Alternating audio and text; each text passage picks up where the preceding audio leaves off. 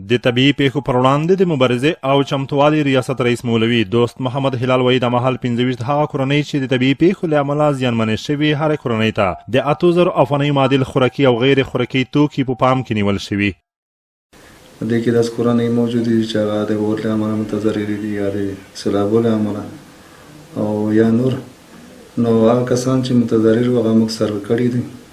نو تقریبا پی کورنۍ ته 11 کلمه مواد موږ په نظر کې لرو چې په دې کې خوراکي او غیر خوراکي مواد چې جمله قیمت یې د پی کورنۍ تقریبا 8000 افغانۍ راځي.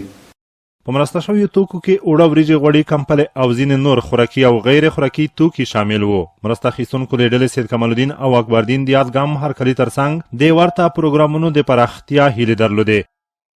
په د تیرو شګارو کې موږ د کور دیوالونه ړنګ شوي وو، بیا ما حوادثو ته رضا وکړه او بیا نفر روغلل، موږ یې مستحق وګڼلو. نن موږ ته دا شیان روکړي دي، موږ دی نن ډېر خوښ یو او په آینده کې هم موږ دی ته دا توفیق د خدای ورکړي چې نورو خلکو سره مرستې وکړي. ډېرې چې پراته یو باران ګلۍ رامنځته سوې وه، بیا راغلو هلته مریضې وکړلې، موږ ته دا سامان راک، موږ تر دوی ډېر خوشحاله یو چې باید نور هم مرسته د خلکو سره وکړي، موږ سره وکړي، دا د دوی سره ډېر ښه وکړي، خدای دې کامیابه دی. د یاد ریاست د مسؤلینو په وینا په پام کې لري چې په نږدې راتلونکي کې د طبیعي پیښو له امله زیانمنو شویو 500 کورنیو سره د خوراکي توکو مرستې تعویضي لړۍ هم پیل کړي.